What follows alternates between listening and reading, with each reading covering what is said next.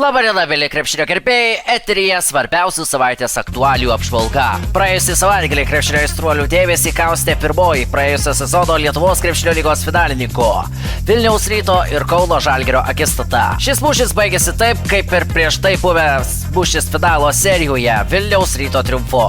Po dramatiškos kovos Giedriaus Žibėno auklėtiniai triumfavo 91-88. Po dviejų kėlinių Rytas pirmavo 15 taškų, vėliau skirtumas augo iki 20.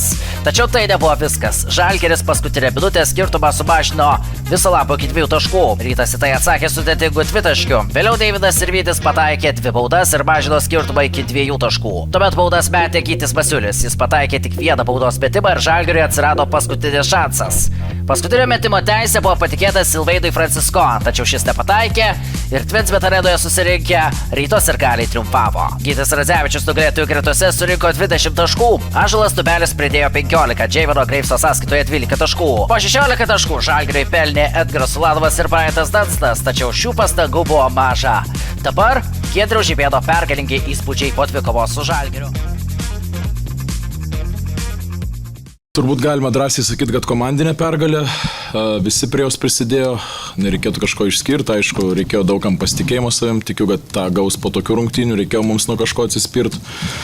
Šiaip apie rungtynes kontroliavom, sakyčiau, tikrai kontroliavom rungtynes, bet žaidžiant prieš Eurolygos komandą, kuri prieš kelias dienas nugalėjo Barceloną su geru stiliumi, tai žinom, kad jie grįž, bet grįžo realiai dėl mūsų pačių naivių klaidų į tas rungtynės ir pabaigoje išlikom komandą ir tikrai pelnyta pergalė ir sveikinimai žaidėjams ir aišku vėl dideli komplimentai mūsų fanams, labai nenorėjom po kelių nesėkmingų rungtynių jų prarast, tai dedikuojam šitą pergalę jiems ir tikimės, kad sekančios namų rungtynės Tvinsbet arenoje su Vroclavo klubu.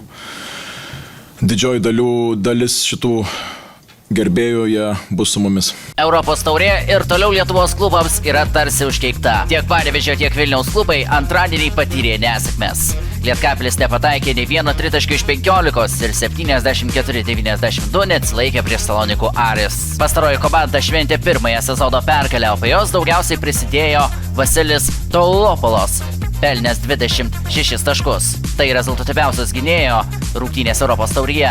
Be to jis pagerino ir naudingumo balų rekordą. Jis šioje dvikovoje surinko 26 balus. Lietkabelio gretose šioje dvikovoje nebuvo 3 aukštaūgių – Justino Brikso, Andrijas Stepanovičiaus ir Danieliaus Lavrinovičiaus, o rezultatyviausiai žaidė 15 taškų pelnęs ir visas 9 baudas pataikęs Mantas Rukštavičius. Tuo metu Vilniaus Vilkai savo aikštėje subirėjo lemiamąją kėlinyje ir 76-94 turėjo pripažinti Ulmo Ratio Farm komandos pranašumą. Svečių iš Vokietijos sąskaitoje 3 pergalė, o Vilniečių kraityje 3 pralaimėjimas. Pralaimėjusių gretose Andriusas surinko 19 taškų, Kristupas Žemaitis pridėjo 12. Ketvirtojo kėlinio pradžioje rezultatas švieslintėje dar buvo lygus, tačiau per likusias 9 minutės Vilkai pelnė vos 8 taškus ir praleido net 26, o tai komentavosi į dar vieną nesėkmę. Prieš susitikimą su Ulmo ekipa Vilkų treneris Alessandro Magro akcentavo varžovų tolimus metimus. Tačiau auklėtiniai panašu, kad tų raginimų neišgirdo. Ulmo komanda pataikė 15 tritaškių iš 36, tai 41 ir 70% tikslumas. Košmariškai rungtynes pradėjęs Kauno Žalgiris demonstravo aršią kovą, tačiau vien jos neužteko pergalei. Eurolygos antrojo turo rungtynes Žalgiris 68-74 pralaimėjo Pirėjo Olympiakos klubui. Jau po pirmojo kėlinio kauniečiai atsiliko 6-21. Tas pirmasis kėlinys buvo labai prastas. Vis dėlto kauniečiai demonstravo kovą iki pat rungtynių pabaigos. Paskutinėmis akimirkomis kauniečiai dar spėjo priartėti iki 2 taškų, tačiau dvikovos pabaigą sėkmingiau sužaidė Pirėjo krepšininkai. Kauno komanda ketvirtajame kėlinyje sulaukė 3 iš eilės Deivido Sirvydžio tritaškių. Jis ir buvo rezultatyviausias kauniečių gretose su 17 taškų, o 13 pridėjo Silvaidas Francisko. Varžovų gretose puikų dvigubą dublį užfiksavo Saša Vezingovas, 17 taškų ir 11 atkovotų kamuolių. Kauno krepšininkai kitą savaitę žais 2 iš eilės rungtynes Italijoje. Pirmosios laukia prieš Bolonijos Virtus, antrosios prieš Milano Emporio Armani. O šiandien aš su jumis atsisveikinu. Iki kitos savaitės.